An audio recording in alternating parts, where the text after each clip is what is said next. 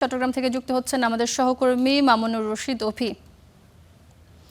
অভি, আমাদেরকে জানাবেন যে আমরা তো জানলাম যে তাকে গ্রেফতার করা হয়েছে, এখন তাকে আসলে কোন মামলায় গ্রেফতার করা হয়েছে?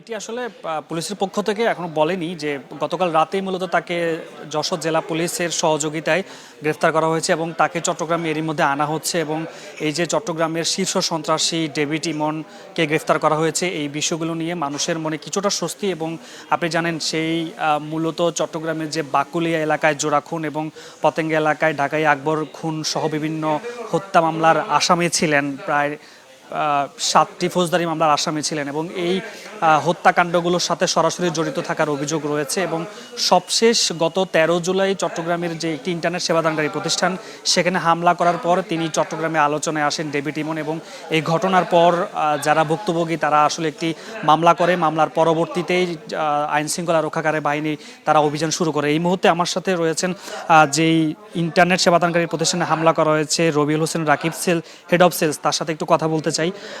একটু বলবেন যে ডেভিড ইমনকে তো গ্রেফতার করা হয়েছে, আপনাদের এখানে সবশেষ হামলা করা হলো, কি বলবেন আসলে?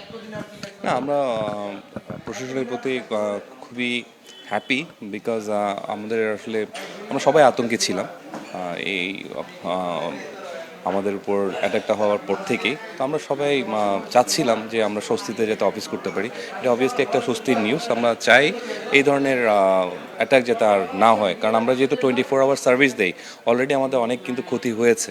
তো আমরা চাই যে এই ধরনের প্রতিবন্ধকতা না আসুক, আমরা স্বস্তিতে যাতে সার্ভিসটা এনশিওর করতে পারি সবাইকে। যখন মামলা করলেন এর পরবর্তীতে কোনো হুমকি পেয়েছেন কি?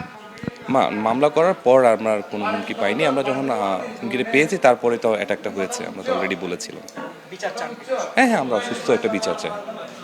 ধন্যবাদ। সূচনা, তিনি বলছিলেন যে এই ঘটনায় অর্থাৎ ডেভিড ইমনকে গ্রেফতার করা হয়েছে, তার যেন দৃষ্টান্তমূলক শাস্তি হয়। চট্টগ্রাম জুড়ে যে নৈরাজ্য শুরু হয়েছে, অর্থাৎ আন্ডারওয়ার্ল্ড নিয়ন্ত্রণ করছিলেন এই যে বড় সাজ্জাদের অনুসারী ডেভিড ইমন সহ তার আরেক সহযোগী রায়হান, মূলত তারা দুজন এই চট্টগ্রামের যে অপরাধগুলো হয়ে থাকতো সেই অপরাধের নেতৃত্ব হিসেবে তারাই পরিচালনা করতেন। অর্থাৎ তাদের নামগুলোই গত 5 আগস্ট সরকার পট পরিবর্তনের পরেই তারা বিভিন্নভাবে এই অপরাধগুলো কর্মকাণ্ড অপরাধগুলো করে থাকতেন এবং মানুষজন তাদের নিয়ে অনেক বেশি আতঙ্ক।